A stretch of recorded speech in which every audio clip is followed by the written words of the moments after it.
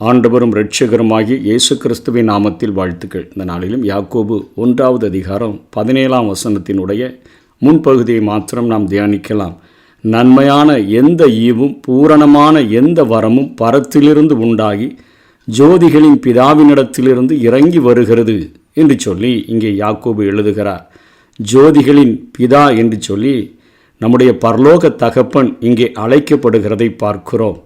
நன்மையான ஈவுகளை அதை பூரணமாக நமக்கு பரத்திலிருந்து உண்டாக்கி தருகிறவர் நம்முடைய ஆவிக்குரிய தகப்பனாகிய பரலோக பிதா என்று சொல்லி, அவர் ஜோதிகளின் பிதா என்று சொல்லி, ஒளிமயமான பிதா என்று சொல்லி இங்கே யாக்கோபு குறிப்பிடுகிறதை பார்க்கிறோம்.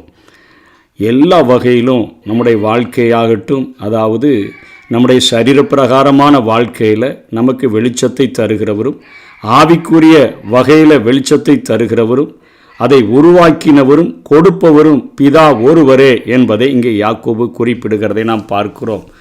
ஆதியாகமம் புத்தகத்திலே நாம் எடுத்துக்கொண்டோம் என்று சொன்னால் 1வது அதிகாரம் 3ஆம் வசனத்திலே தேவன் வெளிச்சம் உண்டாக கடவுது என்றார், வெளிச்சம் உண்டாயிற்று. அதைத்தான் இன்றைக்கு உலகத்தில் உள்ள எல்லா மக்களும் நாம் அனுபவிக்கிறோம். பகலிலே ஆண்டவர் நாம் வெளிச்சத்தை அனுபவிக்கும்படியான ஒரு ஆசீர்வாதத்தை நமக்கு தந்திருக்கிறார்.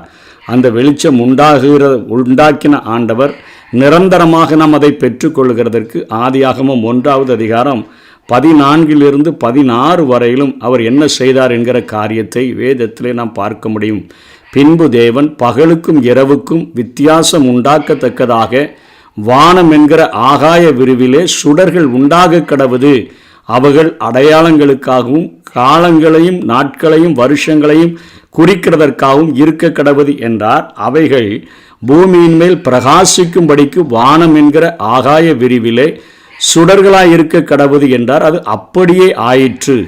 தேவன் பகலை ஆள பெரிய சுடரும் இரவை ஆள சிறிய சுடரும் ஆகிய 2 மகத்தான சுடர்களையும் நட்சத்திரங்களையும் உண்டாக்கினார் என்று சொல்லி பார்க்கிறோம். இயற்கையாகவே நாம் பார்க்கிற இந்த வெளிச்சம், இயற்கையாகவே நாம் அனுபவிக்கிற இந்த வெளிச்சமானது பிதாவினால் உருவாக்கப்பட்டது, அவர்தான் நமக்கு கொடுக்கிறார் என்று சொல்லி வேதம் நமக்கு சொல்லுகிறது. அதனைத் தொடர்ந்து லூக்கா 1வது அதிகாரம் 78வது வசனம் 79வது வசனத்திலே அங்கே அவர் ஆண்டவராகிய இயேசு கிறிஸ்து பிறந்த பொழுது அவரை குறித்து சொல்லப்படுகிற காரியம் என்ன?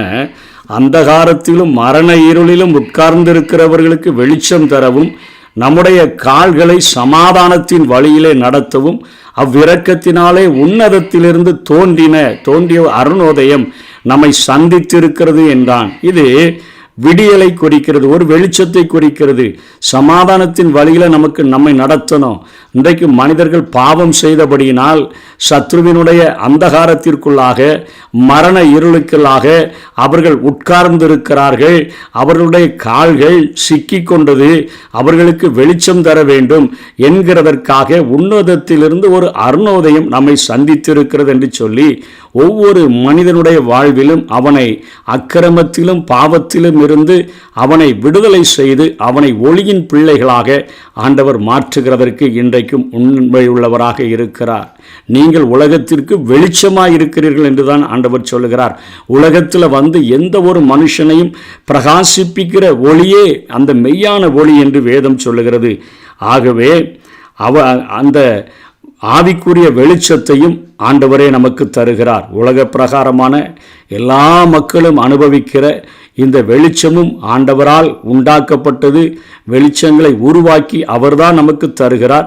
ஒவ்வொருவருடைய வாழ்க்கையிலும் அவர்தான் வெளிச்சத்தை கொடுக்கிறார். 2 கொரிந்தியர் 4வது அதிகாரம் 6ஆம் வசனத்தில் பவுலப்போஸ்தலன் அருமையாக இதை நமக்கு சொல்லிக் கொடுக்கிறார். இருளிலிருந்து வெளிச்சத்தை பிரகாசிக்க சொன்ன தேவன், அதாவது ஆதி ஆகமத்தை இங்கே குறிப்பிடுகிறார். இயேசுவின் முகத்திலுள்ள தமது மகிமையின் அறிவாகிய ஒளியை தோன்ற பண்ணும் பொருட்டாக எங்கள் இருதயங்களில் பிரகாசித்தார் என்று சொல்லுகிறதை நாம் பார்க்கிறோம். ஆகவே இன்றைக்கு நம்முடைய இருதயத்தில் ஒரு வெளிச்சத்தை தந்து நம்முடைய இருதயத்தில் காணப்படுகிற அந்தகார இருள்களை விலக்கி, நம்முடைய வாழ்க்கையில் காணப்படுகிற மரண இருளை விலக்கி, நம்முடைய கால்களை அந்த மரண இருளிலே சிக்கி கொள்ளாதபடிக்கு நம்மை பாதுகாத்து நம்முடைய வாழ்க்கையில் அவருடைய வசனம் நம்முடைய கால்களுக்கு தீபமாக, நம்முடைய பாதைக்கு வெளிச்சமாக, ஏன் நாமே இந்த உலகத்திற்கு வெளிச்சமாக வாழும்படியாக ஜோதிகளின் பிதா, ஒளிமயமான தேவன், தேவன் ஒளியாய் இருக்கிறார், அவரில் எவ்வளவேனும் இருள் இல்லை என்று வேதம் சொல்லுகிறதே.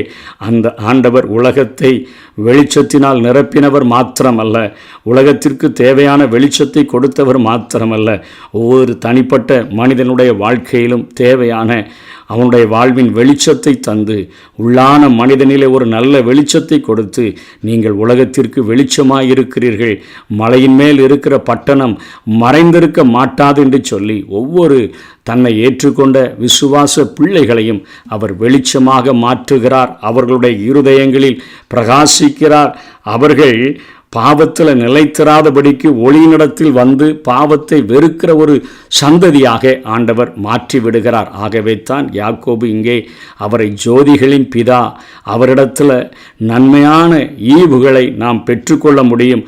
அவர் கொடுக்கிற ஆசீர்வாதங்கள் அது பூரணமானது, அது குறைவற்றது, அது நிறைவானது, அதை நமக்கென்று உண்டு பண்ணி அதை நமக்கு தருகிறார் என்று சொல்லி ஒவ்வொரு ஆண்டவருடைய விசுவாச பிள்ளைகளையும் இங்கே யாக்கோபின் மூலமாக ஆண்டவர் தேற்றுகிறதை பார்க்கிறோம். நம்மை ஆண்டவர் ஒளிமயமாக்க வேண்டும். நீதிமானின் பாதை நடுப்பகல் வரைக்கும் அதிகமாய் பிரகாசிக்கிற சூரிய பிரகாசம் போல இருக்க வேண்டும் என்று தான் வேதம் சொல்லுகிறபடினால நம்முடைய வாழ்க்கையில் ஆண்டவருக்கு விட்டு கொடுத்து, ஆண்டவர் நம்மை பிரகாசிக்க வைக்கும்படியாய், ஆண்டவர் நம்மை ஒளிமயமாக்கும்படியாக, ஆண்டவர் நம்மை வெளிச்சமாக இந்த உலகத்திற்கு மாற்றி பயன்படுத்தும்படியாக விட்டு கொடுப்போம். கர்த்தர் தாமே நம்மை ஆசீர்வதிப்பாராக. ஆமென்.